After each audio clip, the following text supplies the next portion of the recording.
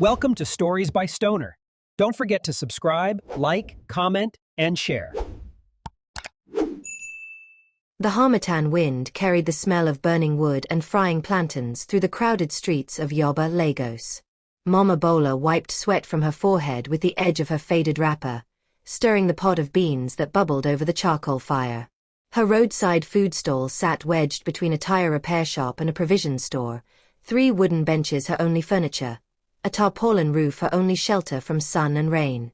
She was 52 years old and looked 65. Life had not been kind. Her husband had died 7 years ago, leaving her with nothing but debts and a rented room in Bariga. Her 2 daughters had married and moved away, one to Abuja, one to Port Harcourt. They sent money when they could, but it was never enough. So Mama Bola woke at 4 a.m. every morning to prepare beans, rice, and plantain to sell to laborers, Okada riders, and market women who couldn't afford the fancy restaurants in Victoria Island. She made just enough to survive. Barely. That's when she first saw him. The boy couldn't have been more than 9 years old, his clothes hanging off his thin frame like rags on a scarecrow. His feet were bare and calloused, his eyes too old for his young face. He stood at the edge of her stall every afternoon around 2 p.m., when the lunch rush died down and Mama Bola scraped the last portions from her pots. He never begged, never spoke, just watched. On the 3rd day, Mama Bola couldn't take it anymore. "Boy, come here." He flinched like she'd struck him, but hunger won over fear. He approached slowly, ready to run. "What's your name?" she asked, scooping a generous portion of beans and rice onto a plate. "Tund, Ma." His voice was barely a whisper. "Where's your mother?" His eyes dropped to the ground. "Dead, Ma. 2 years now." "Your father?" "I don't know him, Ma." Mama Bola's chest tightened. She'd seen many street children in Lagos, thousands of them, invisible ghosts haunting the city's edges. But something about this boy's quiet dignity, the way he didn't whine or manipulate, touched something deep inside her. "Sit," she commanded, handing him the plate and a bottle of pure water. Tund ate like he hadn't seen food in days. He probably hadn't. "Come back tomorrow," Mama Bola said when he finished. "Same time. I'll have food for you." I don't have money, Ma." "Did I ask you for money?" Her voice was sharp, but her eyes were soft. "I said come back." And he did. Every single day. For 3 months, Tund appeared at 2 p.m. like clockwork.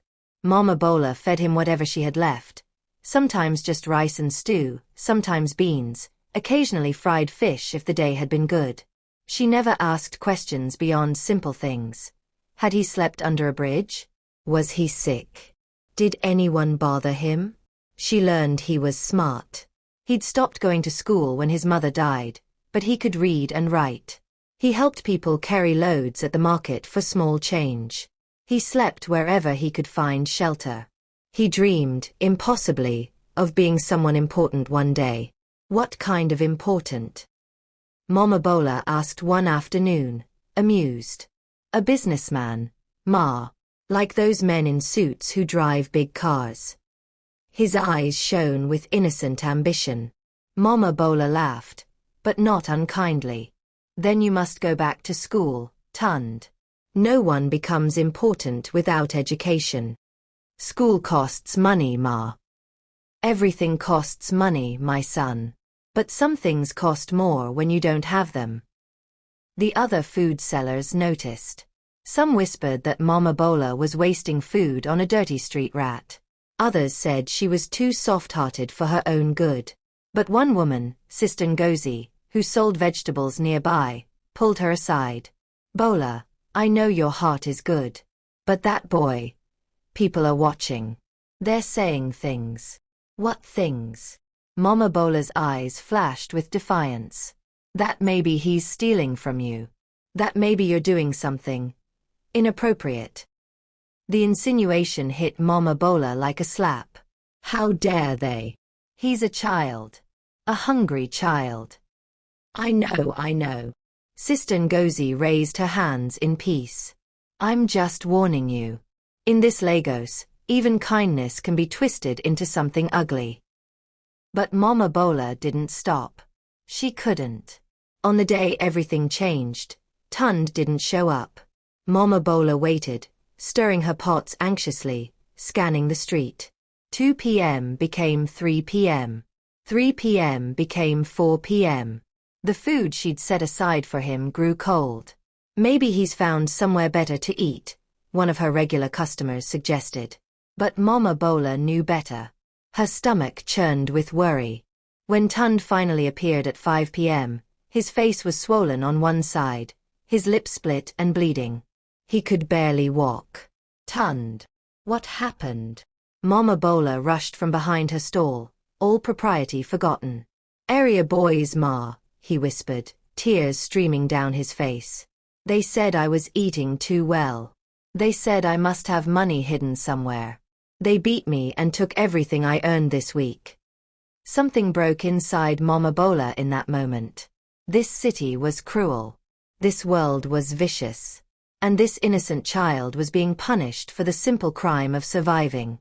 She made a decision that would haunt her for 10 years. Tund, listen to me carefully. What do you think Mama Bola decided to do? Should she have sent Tund away for his own safety, or was she right to keep helping him? Drop your thoughts in the comments. Mama Bola pulled Tund into the small space behind her food stall, away from prying eyes. She grabbed a clean cloth and dabbed at his bleeding lip with trembling hands. Her mind raced with possibilities, each one more dangerous than the last. Tund, you can't keep living on the streets like this. Those area boys will kill you one day. I have nowhere else to go, Ma. His voice cracked with despair. Mama Bola's heart twisted. She thought of her own daughters, safe in their husbands' homes. She thought of her late husband, who would have called her foolish for what she was about to do. She thought of her landlord, who was already threatening to increase her rent. But she couldn't unsee Tund's battered face. She couldn't unknow his story. Listen to me, she said, gripping his thin shoulders. I don't have much. My room is small, just one room in a FACE-ISU compound. But I can give you a corner to sleep in. I can make sure you're safe at night. Tund's eyes went wide with shock. Ma, you would do that for me? On one condition. Her voice turned stern. You must go back to school. I don't care if it's a free government school with no roof. You will study. You will learn. And one day, when you become that businessman in a big car you dream about, you will remember this moment. You will remember that someone believed in you when nobody else did. I promise, Ma. Tears streamed down Tund's face. I swear on my mother's grave, I will never forget you. Words are easy, my son. It's what you do that matters. That night, Mama Bola brought Tund home to her compound in Bariga. The neighbors' eyes followed them like vultures circling prey. By morning, the whispers had started. Bola has brought a street boy into her room. At her age. What is she thinking? Maybe she's lonely since her husband died. That boy will steal from her and disappear. Mark my words. Mama Bola ignored them all. She enrolled Tund in the community primary school, paying his fees with money she'd saved for a new cooking pot. She bought him 2 sets of used uniforms from the market and a pair of rubber slippers. She woke him at 5 a.m. every morning, made sure he bathed, fed him before school, and checked his homework every night by candlelight when NEPA took the electricity. For 2 years, this was their routine. Mama Bola worked herself to exhaustion, and Tund studied like his life depended on it, because it did. He was brilliant. His teachers noticed immediately. Despite missing years of education, he caught up to his classmates within 6 months and surpassed them within a year. Mathematics came to him like breathing. He could solve problems in his head that other children needed paper for. This boy is special, his teacher, Mr. Olanian, told Mama Bola during a parent meeting. He should be in secondary school. He should be competing in mathematics competitions. With the right opportunities. We don't have opportunities, Mama Bola cut him off gently. We have today's food and tomorrow's hope. That's all. But Mr. Olanian wouldn't let it go. He connected Mama Bola with a scholarship program run by a local NGO. After grueling tests and interviews, Tund won a full scholarship to King's College, Lagos, one of the best secondary schools in the country. The day the acceptance letter arrived, Mama Bola wept. Tund wept. Even Sister Ngozi from the vegetable stall wept. "You did it, Ma," Tund said, holding the letter like it was made of gold. "You saved my life." "No, my son. You saved your own life. I just gave you a plate of food." But King's College meant uniforms, textbooks, hostel fees, and 100 other expenses the scholarship didn't cover. Mama Bola sold her only gold earrings, the last gift from her late husband. She borrowed money from her savings cooperative. She worked 16-hour days, arriving at her stall at 4 a.m. and not leaving until 10 p.m. Her body began to betray her. Her joints ached. Her blood pressure rose. Her eyesight weakened from years of cooking over smoky charcoal fires. But every time she thought about giving up, she remembered Tund's promise. "I will never forget you." On the day Tund left for King's College, wearing his crisp new uniform and carrying a box of provisions Mama Bola had scraped together, he hugged her so tightly she couldn't breathe. "Ma, when I finish school, when I become successful, I will build you a big restaurant. You will never stand in the sun and rain again. This is my promise to you." Mama Bola smiled through her tears. "Just become a good man, Tund. That's all I ask." She watched him climb into the rickety Danfo bus that would take him to Victoria Island. She waved until the bus disappeared into Lagos traffic. And then she returned to her roadside stall, her body exhausted but her heart full. That was the last time she saw him. 3 months later, during the long vacation, Tund didn't come home. The school said he'd been selected for a special technology program in Abuja and wouldn't return to Lagos. Mama Bola was proud but heartbroken. 6 months became a year. 1 year became 2. Mama Bola sent messages through the school, but Tund never replied. She told herself he was busy, that he was focused on his future, that silence didn't mean forgetting. But doubt crept in like harmattan dust, settling in every corner of her mind. After 5 years, the school told her Tund had graduated and won a scholarship to study computer engineering at the University of Lagos. She tried to visit him on campus, but the security guards turned her away. "We can't let just anyone in to disturb the students, Mama. Go home."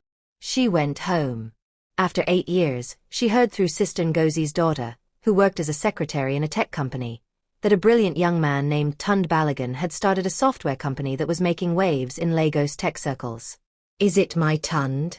Mama Bola asked, her hands shaking. "I don't know, Ma. But they say this Tund grew up on the streets. They say he's very private about his past." Mama Bola's chest tightened with hope and fear. After 10 years, she had given up. Her health had deteriorated badly. Diabetes had set in from years of stress and poor nutrition. Her eyesight was almost gone. She could barely stand for more than a few hours at her stall. Her daughters wanted her to retire, to come live with them, but Mama Bola refused. "This stall is where I found my purpose," she told them.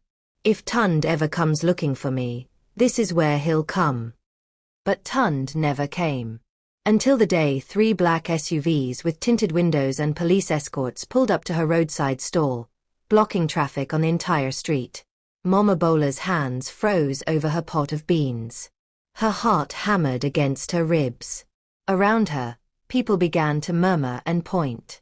Someone was stepping out of the middle vehicle, a tall man in an expensive suit, wearing dark sunglasses, moving with the confidence of someone who owned the world. He removed his sunglasses, and Mama Bola's wooden spoon clattered to the ground. It was Tund. But not the thin, frightened boy she remembered. This was a man, powerful, wealthy, transformed beyond recognition. But before she could speak, before she could cry out his name, another car screeched to a stop. A woman jumped out, the same elegant woman from the cold open, dripping with gold and fury. "You think I don't know what you did to that boy?" she screamed, her voice cutting through the crowd like a knife. You fed him lies along with that food.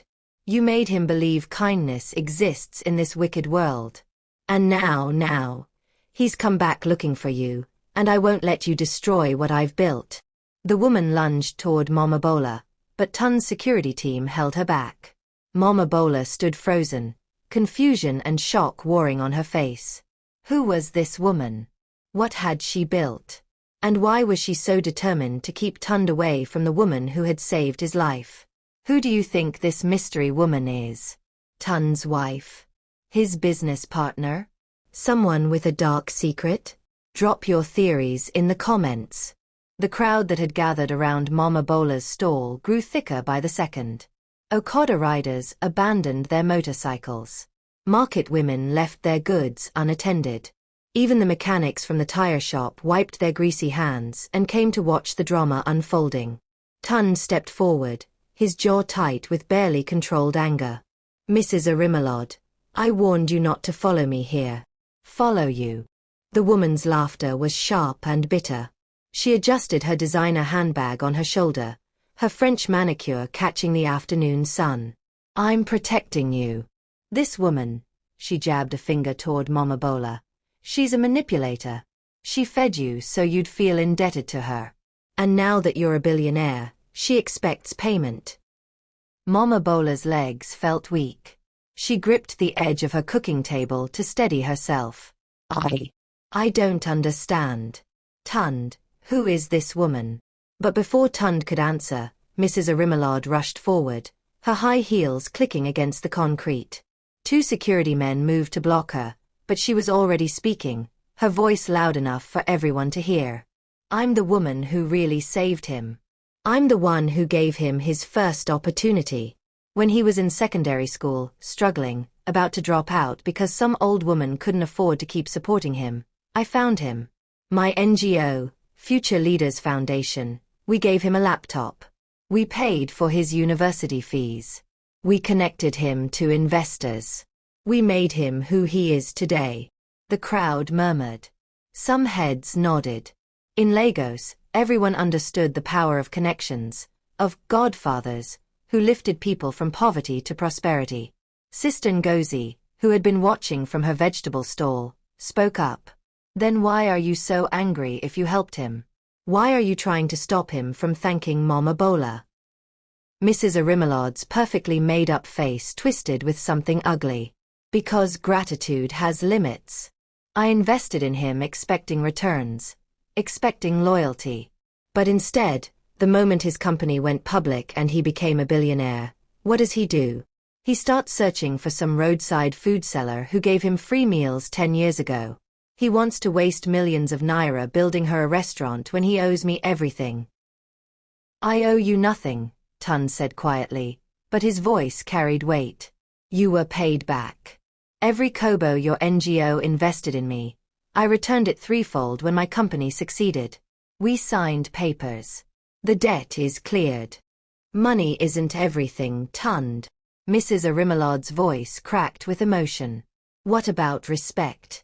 What about remembering who stood by you when you were nobody? My daughter, my Folake, she's been waiting for you. You promised you'd marry her when you made something of yourself. The crowd gasped. This was better than any Nollywood movie. Mama Bola's head spun. Marriage? Promises? What had happened in those 10 years of silence? Tund's hands clenched into fists at his sides. I never promised Folake anything. She was a friend. You pushed that narrative because you wanted to tie me to your family, to control my business decisions. And when I refused, you tried to sabotage my company. Don't think I don't know about the investors you warned away, the lies you spread about my background. I was protecting my investment. Mrs. Arimelod shot back. You were making reckless decisions, getting too big too fast. You needed guidance, discipline. I needed freedom, Tund interrupted, his voice cold as ice. And you couldn't stand that I wouldn't dance to your tune. He turned away from her and walked toward Mama Bola. With each step, his face softened. By the time he reached her stall, Tears were streaming down his cheeks. "Mama," he whispered, and suddenly he wasn't a billionaire anymore. He was just Tund, the scared, hungry boy she'd fed all those years ago. Mama Bola's hands trembled as she reached out and touched his face, hardly believing he was real. "Tund, my son. You came back. I never forgot, Mama. Not for one single day." His voice broke. "I tried to find you so many times, but I didn't know your full name. I only knew Mama Bola, and that your stall was in Yoba. But Yoba is big, and I was told you'd moved, that you'd gone to live with your daughters in another state. It took me 6 months working with private investigators to locate you." 6 months. Mama Bola's eyes widened. "I've been a billionaire for 18 months, Mama. For the first year, I was building my company, making it stable. But the moment I had enough money and power, I started searching for you. I swore I would find you and fulfill my promise." Mrs. Arimelard laughed bitterly from behind them. "How touching. The billionaire and his savior. But let me tell you something, old woman," she pointed at Mama Bola. "His success has nothing to do with your free beans and rice. He succeeded because he's brilliant. He would have made it with or without you." "Maybe," Tund said, turning to face her. "But I would have died on those streets before I got the chance. Mama Bola didn't just feed my body. She fed my hope. She made me believe I was worth saving. And that is what you'll never understand, Mrs. Arimelard. You gave me tools and connections, and I'm grateful for that. But Mama Bola gave me something money can't buy. She gave me dignity when I was invisible." The crowd erupted in applause. Several women wiped their eyes. Mrs. Arimelard's face flushed with humiliation and rage. "You'll regret this, Tund. When you waste your fortune on sentiment and nostalgia, when your company struggles because you're making decisions with your heart instead of your head, don't come crying to me." "I won't," Tund said simply. "Because unlike you, I understand that some investments pay dividends you can't count in Naira. Mama Bola invested in me when she had nothing. Now it's my turn." Mrs. Arimelard stood there for a long moment, her chest heaving with anger. Then she turned sharply on her heel and marched back to her car. Before she drove away, she rolled down her window and called out one last time. "Mark my words, Bola. That boy you saved. He's not who you think he is. Success changes people. In 6 months, when the novelty wears off, he'll forget you again. Men like him always do." Her car screeched away, leaving black tire marks on the road. The crowd slowly dispersed, buzzing with excitement about the drama they'd witnessed. Sister Ngozi came over and squeezed Mama Bola's hand. "God is faithful, my sister. Your reward has come." But Mama Bola barely heard her. She was staring at Tund, trying to reconcile the boy she remembered with this powerful man standing before her. "Tund," she said softly, "I don't need a restaurant. I don't need anything. I'm just so happy you're alive. That you're well. That you made something of yourself." Tund smiled through his tears. "Mama, you don't understand. I'm not here to give you charity. I'm here to give you what you deserve.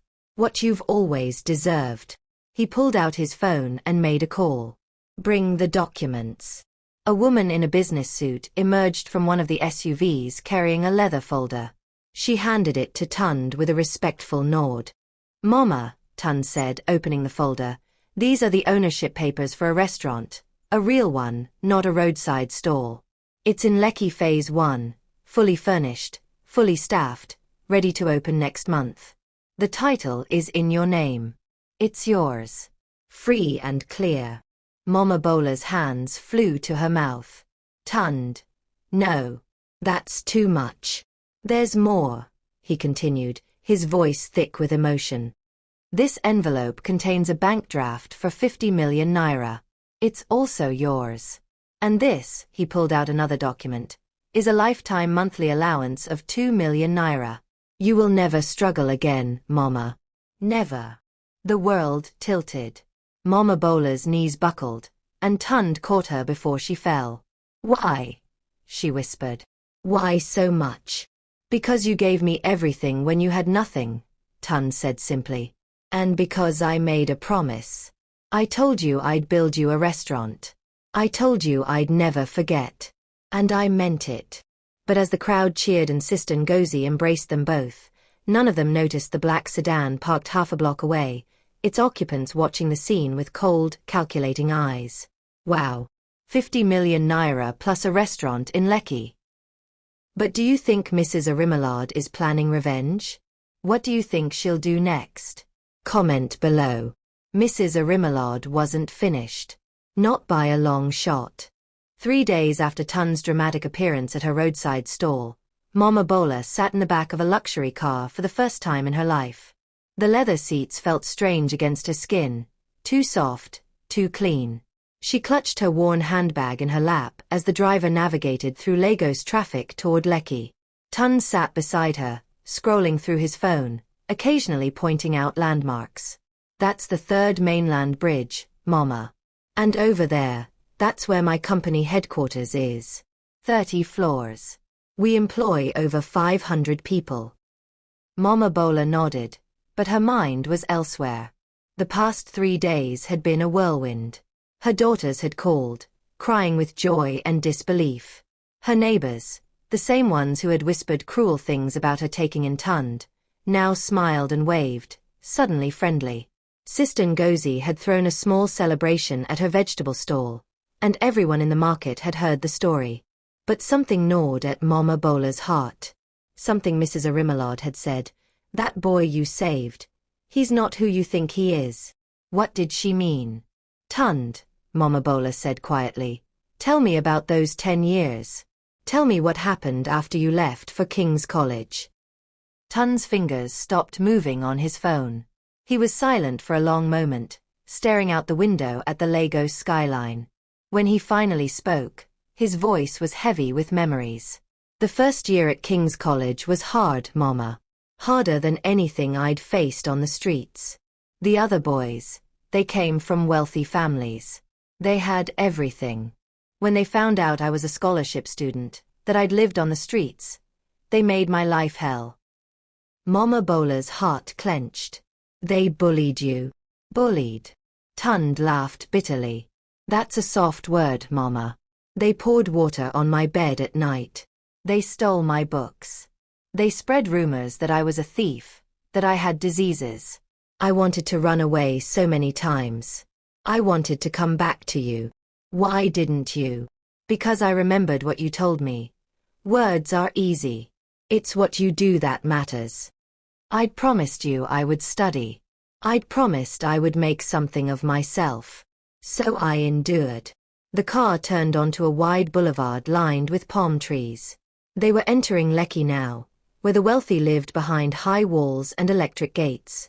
In my second year, Tund continued, everything changed.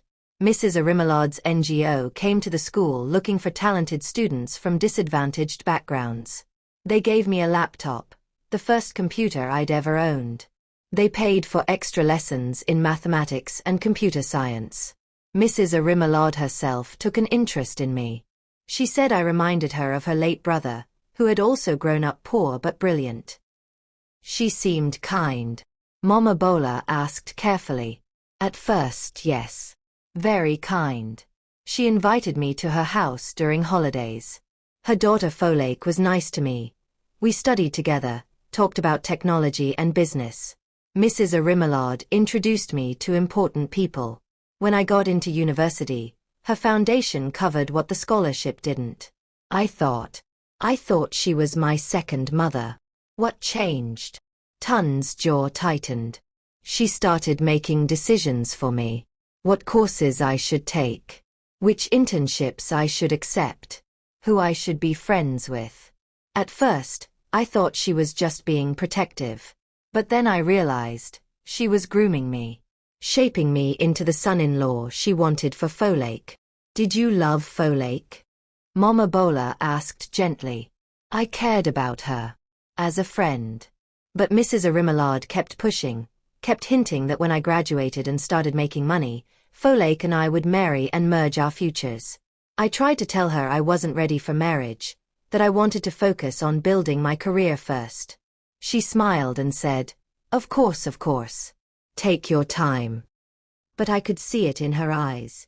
She'd already made up her mind. The car pulled through tall gates into a compound.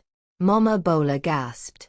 Before them stood a beautiful two-story building with large glass windows, painted in warm cream and gold colors. A sign above the entrance read, Mama Bola's Kitchen, opening soon. This is mine. Mama Bola whispered. Every brick, every pot, every chair, Tund confirmed, smiling for the first time that morning. Come, let me show you inside. The restaurant was magnificent. The dining area could seat 50 people comfortably, with beautiful wooden tables and cushioned chairs. The kitchen gleamed with stainless steel equipment, industrial stoves, massive refrigerators, everything a professional chef could dream of. There was even a small office upstairs with Mama Bola's name on the door. I've hired a manager and 4 cooks to help you, Tund explained as they walked through. But you're the owner. You make all the final decisions. The menu, the prices, everything. This is your kingdom, Mama. Tears streamed down Mama Bola's face. She touched the walls, the counters, hardly believing it was real. Tund, I don't know what to say. You don't have to say anything, Mama. You already said everything that mattered 10 years ago when you gave a starving boy a plate of food. They sat in the office upstairs, drinking cold bottles of malt from the new refrigerator. That's when Mama Bola asked the question that had been burning inside her. Tund, what happened between you and Mrs. Arimelard? Why is she so angry? Tund's face darkened. He set down his bottle carefully, as if buying time to choose his words. 2 years ago, when my company started getting serious investor attention, Mrs. Arimelard demanded I give her foundation 40% ownership. She said it was fair compensation for all her help. When I refused and offered to pay back everything she'd invested with interest, she became dangerous. Dangerous how? She started telling investors that I was unstable, that I had a criminal past from my street days. She told banks I was a fraud risk. She even hired private investigators to dig up dirt on me. Anything to force me to come crawling back, to accept her terms. Mama Bola's blood ran cold. That's wicked. It gets worse, Mama. Tund leaned forward, his voice dropping to almost a whisper. 3 months ago, my lead software developer was killed in a hit-and-run accident. The police said it was random, but he'd been receiving threatening messages telling him to quit working for me. And last month, someone hacked our company servers trying to steal our proprietary software. The cybersecurity team traced the attack to an IP address registered to a company owned by Mrs. Arimelard's cousin. Mama Bola's hand flew to her chest. Jesus. Tund. This woman is trying to destroy you. She's trying to own me, Mama. There's a difference. She doesn't want me dead. She wants me desperate enough to come back and accept her conditions. To marry Folake and let her family control my company. And Folake? What does she think about all this? Tund's expression softened slightly. Folake is caught in the middle. She's not like her mother. She actually tried to warn me when things started getting bad. But she's trapped. Mrs. Arimelard controls her entire life. Her money, her apartment, everything. A knock on the office door interrupted them. The woman in the business suit from 3 days ago entered, her face grave.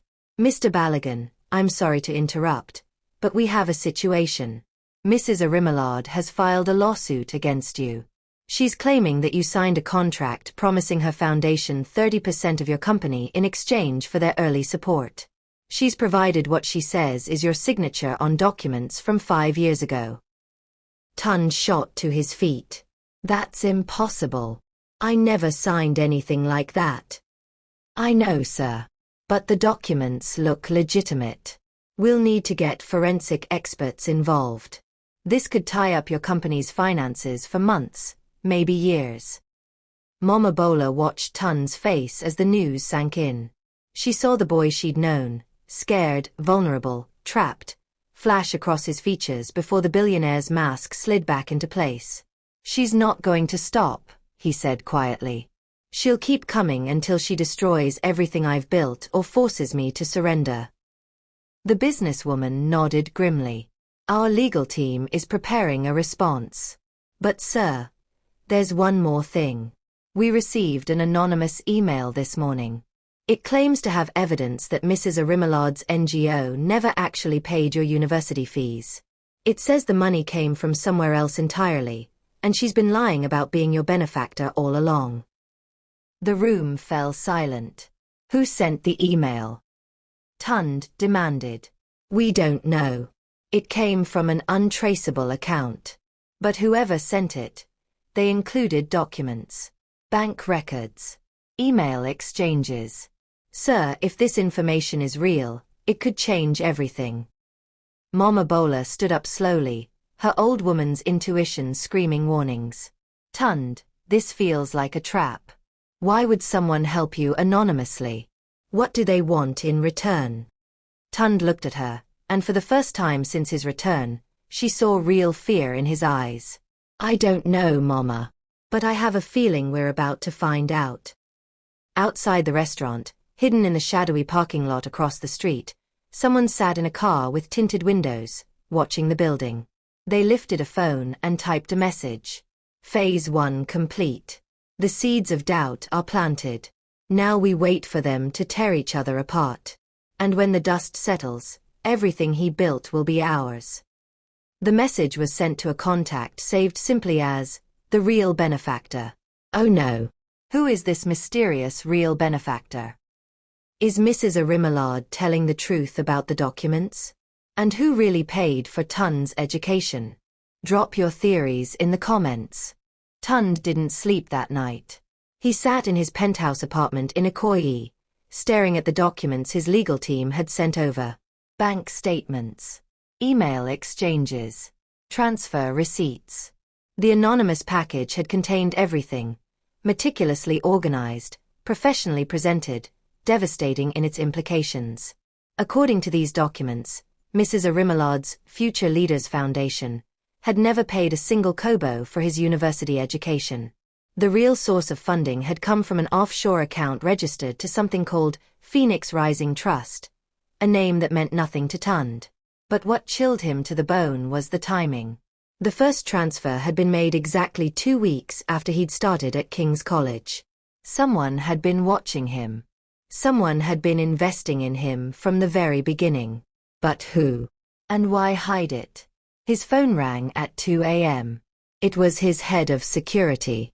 "Sir, we have a problem.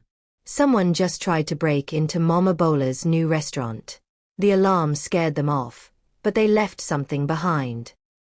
Tund's blood turned to ice. "Is Mama safe?" "She's at her old compound in Bariga, sir.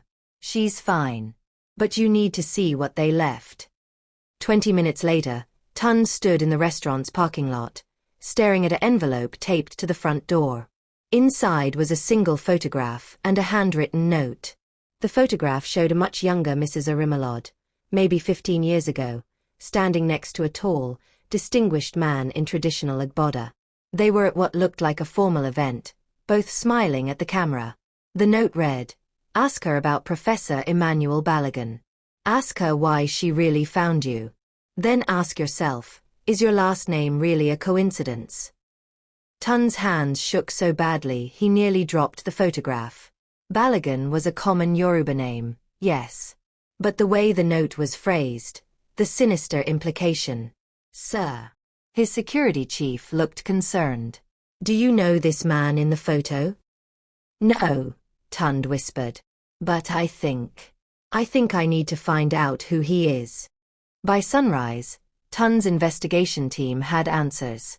Professor Emmanuel Balogun had been a renowned computer scientist at the University of Lagos. 15 years ago, he'd been working on groundbreaking artificial intelligence algorithms that were years ahead of their time. He'd attracted significant international attention and investment interest. And then, mysteriously, he died. A car accident on Third Mainland Bridge. His research had disappeared with him. His family, if he'd had any, had never come forward. His estate had been settled quietly by a lawyer who'd since passed away. But here was the interesting part. Mrs. Arimillard had been his research assistant. She'd worked closely with him for 3 years before his death. And 6 months after he died, she'd suddenly had enough money to start the Future Leaders Foundation. Tun's head of legal affairs, Barrister Bemisola, sat across from him in his office, her expression grave. "Sir, I need to ask you something. Did you know your mother's surname before she died?" "No." Tun's voice was hollow. "I was young. She was just Mama. After she died, I had no documents, no birth certificate. When I enrolled in school, they asked for a surname and I chose Balagan because it sounded strong. Important. Or, Barrister Bemisola said carefully, maybe you chose it because you'd heard it before. Children remember more than we think, especially names that meant something to their parents." The implication hung in the air like smoke. "You think Professor Balagan was my father?" Tun's voice cracked. "I think someone believes he might have been. And I think that someone has been watching you for a very long time." That afternoon, Tun did something he hadn't done in years. He went to see Mrs. Arimillard. Her house in Victoria Island was a fortress. High walls, security cameras, armed guards. But when Tun's convoy pulled up, the gates opened immediately. She'd been expecting him. Mrs. Arimillard sat in her living room, perfectly composed, wearing a white lace booba and wrapper. She looked like she was dressed for a funeral. Or a confession. "I wondered how long it would take you," she said as Tund entered. "Sit down, Tund. It's time you knew the truth." "The truth?" Tun's voice was cold. "Which truth, Mrs. Arimillard? The truth about your fake foundation? The truth about the Phoenix Rising Trust? Or the truth about Professor Emmanuel Balagan?" She flinched at the name but recovered quickly. "All of it. Everything. But first, you must understand. I didn't do any of this to hurt you." "Then why?" Tund demanded. "Why the lies? Why hide who really paid for my education?" Mrs. Arimillard stood and walked to a cabinet. She pulled out a leather-bound journal and handed it to Tund. The cover was worn, the pages yellowed with age. "This belonged to Emmanuel. Read it. Then you'll understand." Tund opened the journal with trembling hands. The first entry was dated 16 years ago. "Today I met her. The woman who sells food by the roadside near campus. She has the most beautiful smile, despite the hardness of her life. Her name is Balaji, but everyone calls her Bola. I bought lunch from her stall and we talked for hours. I think I'm in love." Tun's vision blurred. He flipped through more pages, each one documenting a secret relationship between the brilliant professor and the roadside food seller. "His mother. Bola is pregnant. She won't tell anyone I'm the father. She says my career is too important to be ruined by a common woman like her. I tried to argue, but she's stubborn. She made me promise to keep our relationship secret until I finish my research. Then she said, we can be together properly. My son was born today. She named him Tund. He has my eyes. I've set up a trust fund for him, Phoenix Rising Trust. When he turns 18, he'll have access to millions. Enough to build whatever life he wants. I just hope I'm alive to see the man he becomes." The last entry was dated 3 days before Professor Balagan's death. "Someone knows about my research. I've been receiving threats. My lab was broken into last night, nothing stolen, but they left a message: share the algorithm or lose everything. I've hidden my work in multiple locations. If anything happens to me, the lawyer knows what to do. The research must go to Tund when he's old enough to understand its value. And the money, all of it, must go to Bola and my son.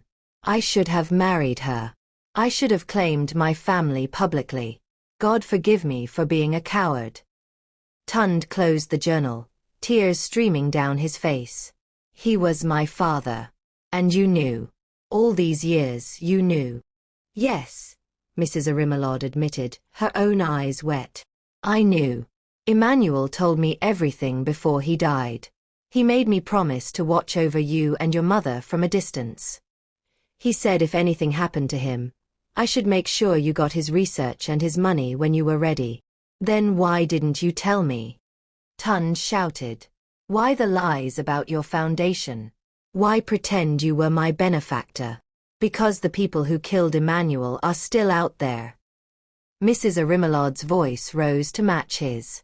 They've been searching for his research for 15 years.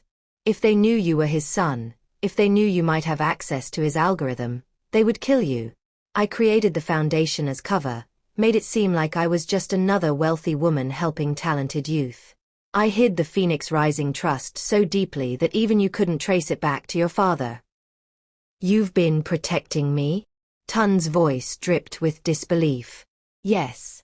Everything I did, every controlling decision, every demand for ownership in your company, it was to keep you close, to keep you safe. When you refused and went independent, you became visible, vulnerable. That's when they started circling again. Who killed my father? Mrs. Arimelod's face went pale. I don't know their names. But I know what they want. Your father's AI algorithm. It's worth billions now. Maybe trillions. And they think you have it. But I don't. I don't know anything about his research. They don't believe that. And now that you've become a tech billionaire, they think you've been secretly using his work to build your company. She grabbed his arm urgently. Tund, whoever sent you those anonymous documents, they're not trying to help you. They're trying to flush out your father's research. They think if they create enough chaos, enough pressure, you'll be forced to reveal where it's hidden. A phone buzzed. Tund pulled out his mobile and saw a message from an unknown number. Now that you know who your father was, let's talk about what he left behind. Your mother, the old food seller, she might remember more than she realizes.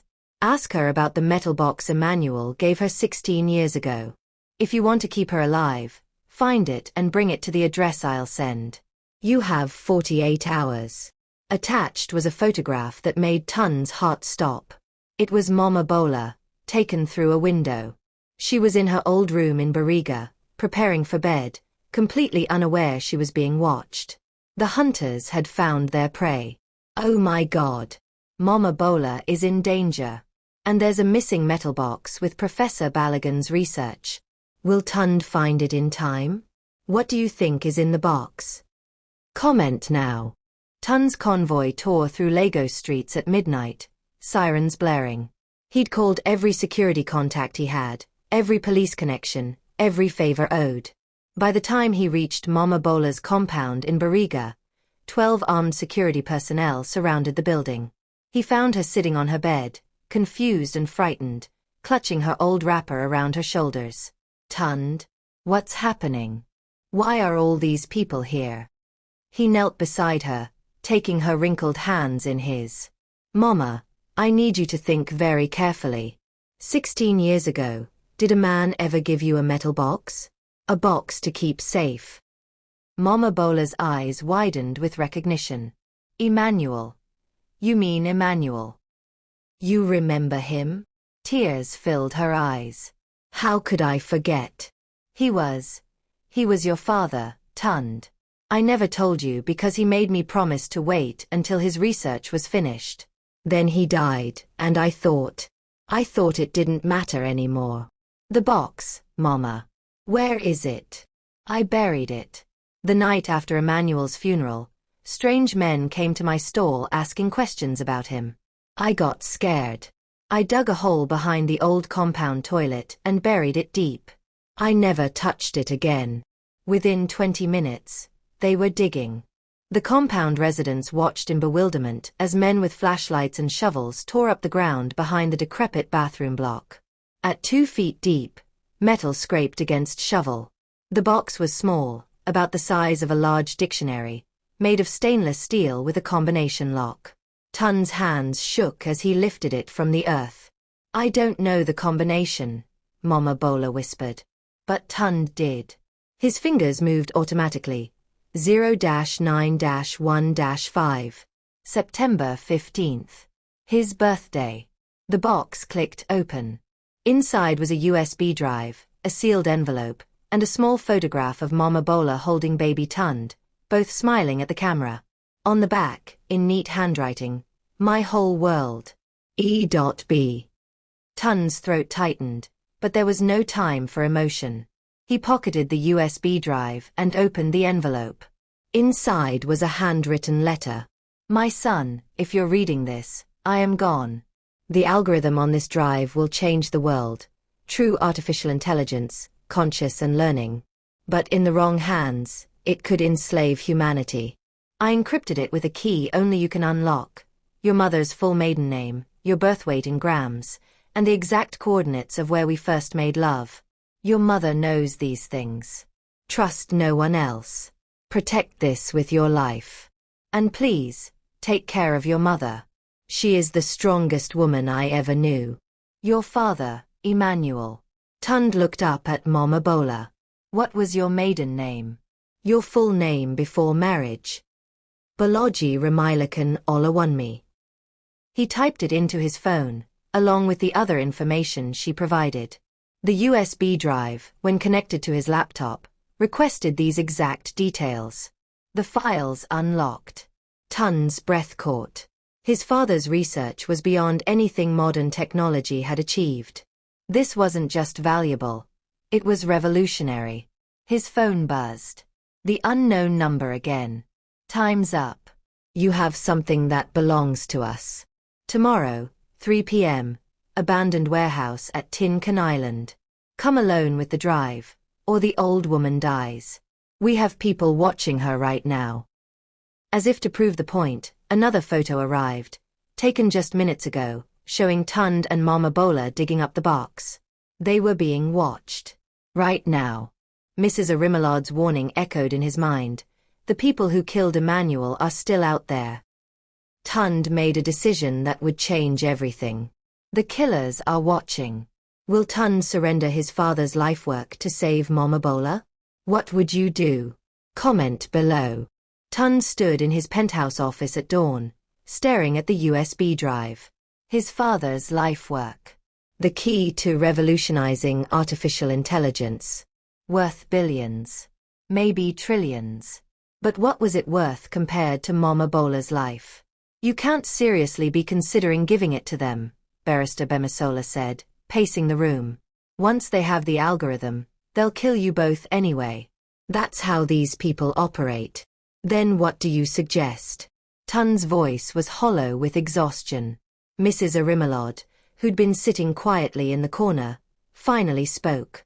"There's another option. A dangerous one." Everyone turned to look at her. "Emmanuel showed me something before he died. The algorithm on that drive. It's incomplete. He split it into 3 parts. That USB contains only the foundation code. The other 2 pieces are hidden in locations only he knew." Tund's head snapped up. "What? Then this drive is useless by itself." "Not useless. Valuable, but incomplete. Whoever is threatening you doesn't know this. We can use their ignorance against them." "How?" Tund demanded. Mrs. Arimalad leaned forward. "We give them the drive. But first, we copy everything and plant a tracker in the USB hardware. When they plug it in, we'll know exactly where they are and who they're working for. Meanwhile, my tech people can create a fake activation sequence that makes them think they have the complete algorithm. By the time they realize it's incomplete, we'll have them." "And if they kill Mama Bola the moment they get the drive?" Tund's voice broke. "They won't." Mrs. Arimalad's eyes were hard with certainty. "They need you alive.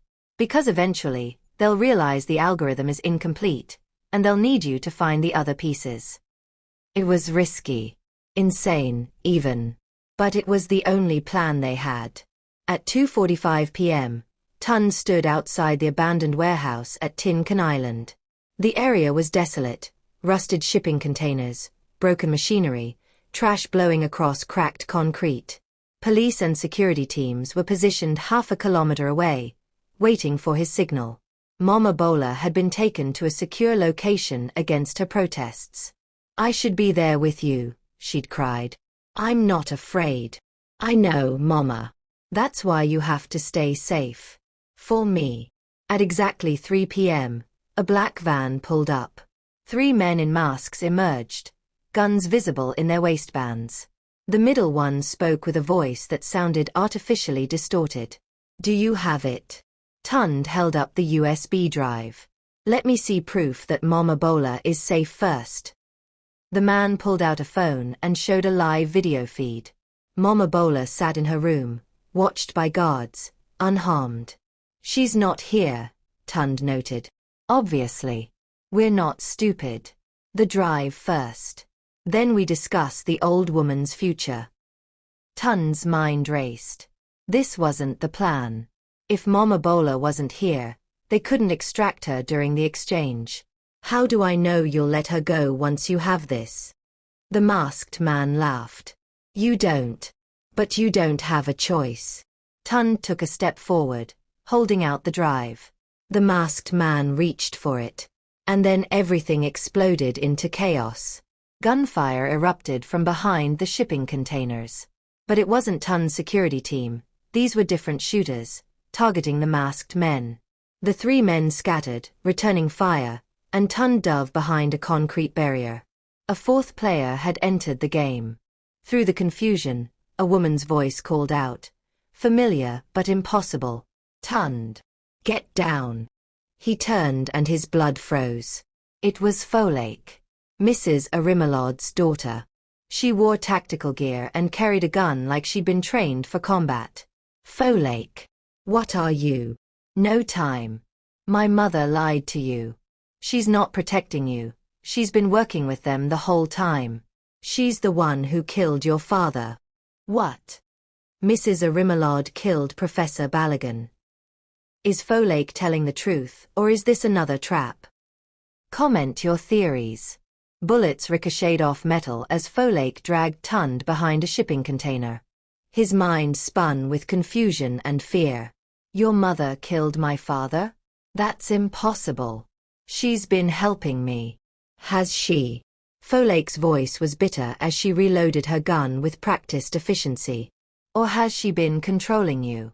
Keeping you close so you'd never discover the truth?" More gunfire. The masked men were retreating toward their van, but Folake's team, whoever they were, had them pinned down. "Listen to me quickly," Folake said urgently. 15 years ago, my mother and your father were partners. Not just in research, in business. They were going to sell his AI algorithm to the highest bidder. But your father had a conscience. When he realized what the algorithm could do in the wrong hands, he refused. He wanted to destroy it. So your mother killed him? She hired people to make it look like an accident. Then she took his partial research and spent 15 years trying to find the rest. When she heard rumors of a brilliant tech entrepreneur named Tund Balagan, she investigated. When she realized you might be Emmanuel's son, she saw an opportunity. Tund's world tilted. The foundation, finding me at King's College. It was all manipulation? Everything. She thought if she controlled you, eventually you'd lead her to your father's complete research. Either through inherited knowledge or through Mama Bola. Folake's eyes were wet with tears. "I didn't know the full truth until 6 months ago. I've been gathering evidence, building a case, trying to find a way to stop her without destroying you in the process." "Why should I believe you?" Tund demanded. "You could be lying right now." Folake pulled out a phone and thrust it at him. On the screen was a video recording. Mrs. Arimelod in her living room, speaking to someone off camera. "Don't care what it takes. Find that old food seller and make her talk. If she doesn't remember where Emmanuel hid the other pieces, then she's useless. Eliminate her and focus on the son. He's the key. He's always been the key." The video cut off. Tund's hands shook. "When was this recorded?" 2 days ago. Right after you visited her with the journal. She played the concerned mentor perfectly, didn't she? But the moment you left, she was already planning Mama Bola's death. A horrifying realization crashed over Tund. The anonymous messages, the threats, that was her? Not directly. She has people. Mercenaries. The same ones who killed your father. They're here now, those masked men. My team intercepted them, but an explosion rocked the warehouse. Fire bloomed from where the black van had been parked. We need to move. Folake grabbed Tund's arm. My mother knows where Mama Bola really is. If we don't get to her first. Tund's phone buzzed. A message from Mrs. Arimillard. I'm disappointed, Tund. I gave you every chance to cooperate. Now I'm at Mama Bola's secure location. The 1MY security team arranged. You have the USB drive. Bring it to me in 1 hour, or I'll finish what I started with your father. And this time, I'll make sure there are no loose ends. Attached was a photo of Mama Bola, bound to a chair, Mrs. Arimillard standing behind her with a cold smile. Tund's blood turned to ice. The secure location. He'd trusted Mrs. Arimillard's people to protect Mama Bola. He'd delivered her directly into the enemy's hands. Where is she? Folake asked, reading the message over his shoulder. A safe house in Lekki. 20 minutes from here. Then we have 20 minutes to save her life. They ran for Folake's vehicle, leaving the chaos of the warehouse behind. As they sped through Lagos traffic, Tund made a desperate call to Barrister Bemisola. I need the police at the Lekki safe house now. Mrs. Arimillard is the enemy. She has Mama Bola. But Barrister Bemisola's voice was strange. Distant. I'm sorry, Tund. I can't help you with that. What? Why not? Because I've been working for Mrs. Arimillard for 3 years. She pays me very well to keep her informed of your every move. The police won't help you. The security teams won't help you. You're alone. The line went dead. Tund stared at his phone in horror. His lawyer. His trusted advisor. Another traitor. How many people has she bought? He whispered. Everyone who matters, Folake said grimly, pressing harder on the accelerator. Everyone except me. And even I'm only free because she thinks I'm weak. That I'll never betray my own mother. Will you? Can you? Folake's jaw tightened. She stopped being my mother the day she became a murderer. Now she's just a criminal I'm going to put in prison. They arrived at the safe house to find it eerily quiet. Too quiet. The safe house door hung open like a mouth waiting to swallow them whole. Tund and Folake entered cautiously, guns drawn. The living room was empty. The kitchen, silent. But voices drifted from upstairs, one calm and cold, one trembling with fear. Mrs. Arimillard and Mama Bola. They climbed the stairs slowly. At the top, the master bedroom door stood ajar. Through the gap, Tund could see Mama Bola tied to a chair in the center of the room, her face bruised but defiant. Mrs. Arimillard stood by the window, perfectly dressed, perfectly composed, holding a small pistol like it was a designer handbag. Come in, Tund, she called without turning around. I know you're there. And Folake, darling daughter, I know you're with him. Did you really think I didn't have cameras at that warehouse?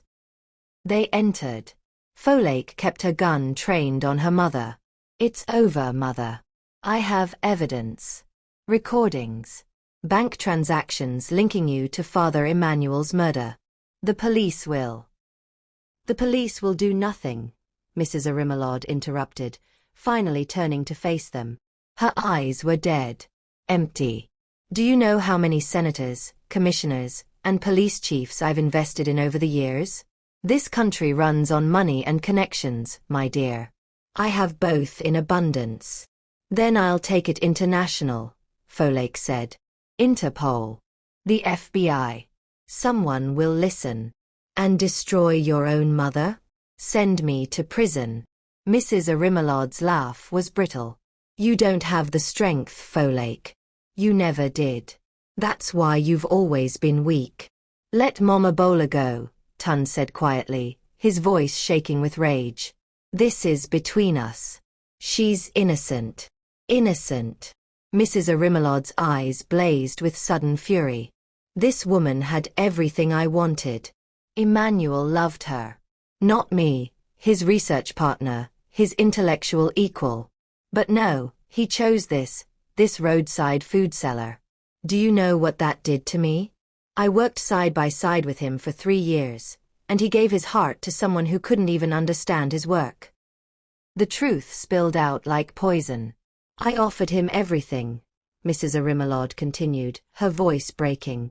Money, partnership, love. But he rejected me. Said he was in love with Bola. Said she was carrying his child. So yes, I had him killed. And I would do it again. Mama Bola's eyes filled with tears. You killed him because he didn't love you? Because of jealousy. I killed him because he was a fool. He wanted to hide his algorithm, to keep it from the world. Do you know what that technology is worth? Trillions. It could have made us gods. But he cared more about ethics and morality and you. She pointed the gun at Mama Bola. Everything I've done, every manipulation, every lie, has been to get what should have been mine from the beginning. The algorithm was never yours, Tund said, stepping forward. And it never will be. Then you'll watch her die. Mrs. Arimelad cocked the gun, pressing it against Mama Bola's temple. Mother, don't. Folake screamed. Give me the USB drive, Tund. Now. Or I paint these walls with her brain. Time seemed to slow. Tund looked at Mama Bola, the woman who had saved him, fed him, loved him when he was nothing. Their eyes met, and in that moment, 1,000 words passed between them. Mama Bola smiled. A peaceful, accepting smile. Don't give it to her, my son. Some things are more important than one old woman's life. No, Tund's voice broke. Mrs. Arimelad's finger tightened on the trigger. And then the window exploded. Glass shattered inward as tactical teams crashed through on rappel lines. Police flooded through the door. Within seconds, Mrs. Arimelad was surrounded, guns pointed at her from every direction. Drop the weapon. Now. Mrs. Arimelad stood frozen, her gun still pressed against Mama Bola's head, her face twisted with shock and fury. How? You said the police wouldn't help him. You said. A familiar voice spoke from the doorway. I lied. Barrister Bemisola stepped into the room, followed by 2 Interpol agents and a woman from the Economic and Financial Crimes Commission. You see, Mrs. Arimelad, Barrister Bemisola said coldly, I've been recording every conversation we've had for 2 years. Every order you gave me. Every illegal instruction.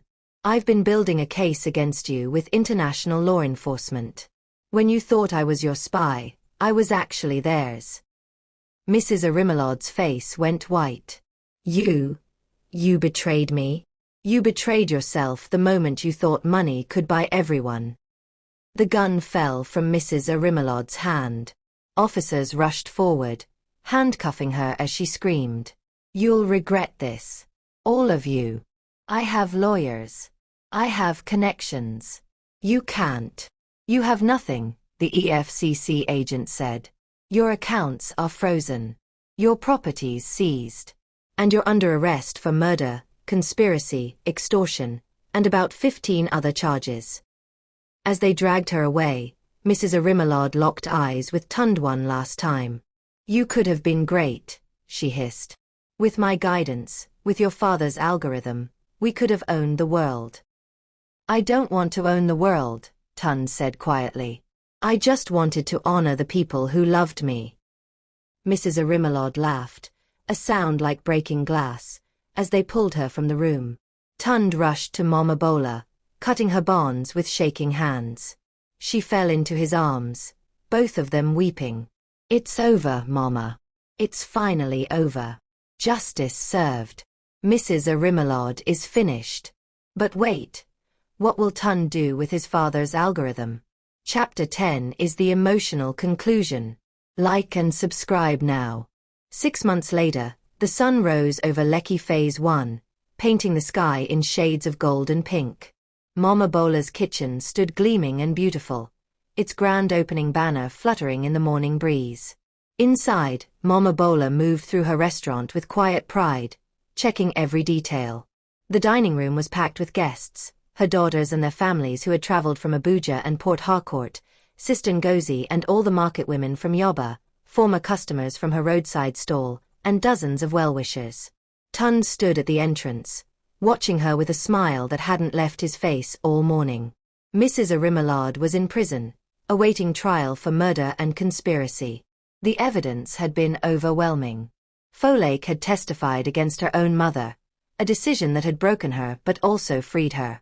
She now worked with Tund's company, using her skills to help build technology for social good. Barrister Bemisola had been honored by Interpol for her undercover work. The Phoenix Rising Trust had been fully documented and legitimized, with Tund as its rightful heir. And Professor Emmanuel Balogun's algorithm? Tund had made a decision that shocked the tech world. He donated it to a consortium of universities and non-profit organizations, with strict guidelines that it could never be weaponized or used for profit. His father had wanted it to help humanity, not make billionaires richer.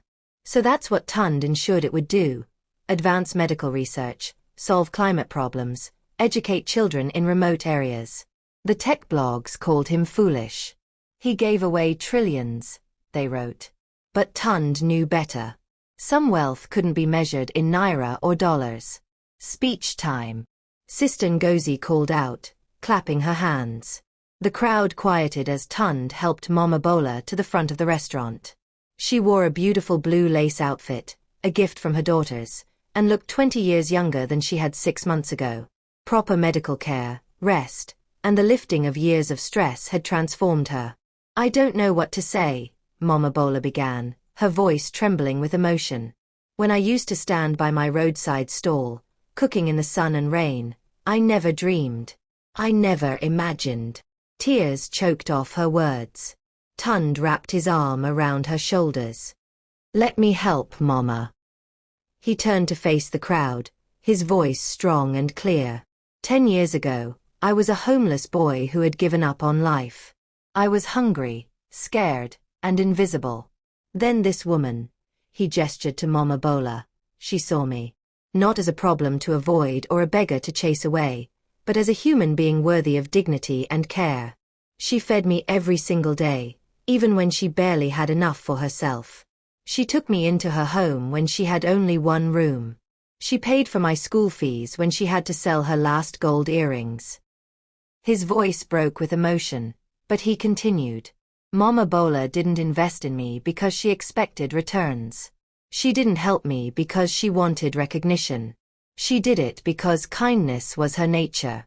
Because she saw a child who needed help, and she couldn't look away. That is the definition of true love: selfless, sacrificial, expecting nothing in return. The crowd murmured in agreement, many wiping their eyes.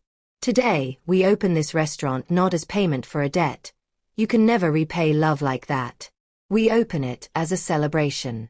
A celebration of what happens when one person chooses kindness. When one person decides that another life matters. He turned to Mama Bola, taking her hands in his. "Mama, you told me once that words are easy, but it's what we do that matters. You showed me that truth through your actions. Now I want to show you. This restaurant is just the beginning. I've established the Balaji Balogun Foundation, named after you and my father. We're going to find other street children, other hungry kids who just need someone to see them. We're going to feed them, educate them, and give them the same chance you gave me." Mama Bola's tears flowed freely now. "Tund, my son. 20 restaurants like this one will open across Nigeria in the next 2 years, Tund continued. Each one will employ formerly homeless youth. Each one will provide free meals to street children. And each one will carry your name, Mama Bola's Kitchen, so that everyone who enters will know that this started with one woman's simple act of feeding a hungry boy." The crowd erupted in applause. Sister Ngozi was openly weeping. Mama Bola's daughters rushed forward to embrace their mother. "You did this, Mama," Tund whispered in her ear. "You changed my life. Now I'm going to spend the rest of mine making sure other children get the same chance. That's my promise to you. That's my promise to my father. And I will never, ever forget where I came from." Mama Bola cupped his face in her weathered hands, the same hands that had stirred pots over charcoal fires for decades. "I knew from the first day I saw you that you were special," she said softly. "Not because I could see the future, but because I could see your heart. You were hungry for more than food, my son. You were hungry for hope. And hope, true hope, can never die as long as someone is willing to feed it." They stood there, surrounded by love and celebration, two lives forever intertwined by a simple plate of beans and rice given in love. Outside the restaurant, a plaque had been mounted on the wall. It read, "Mama Bola's Kitchen, founded 2025 in memory of Professor Emmanuel Balogun and in honor of Balaji Mama Bola Olawanmi, who proved that kindness is never wasted, that humble beginnings matter, and that one act of love can change the world. From poverty to purpose. From struggle to success. From one plate of food to a legacy of hope." And as the morning sun climbed higher over Lagos, inside that beautiful restaurant, people laughed and ate and celebrated a truth as old as humanity itself. What you give in love always returns multiplied, perhaps not in the way you expect, but always at exactly the right time. The end was really just a beginning.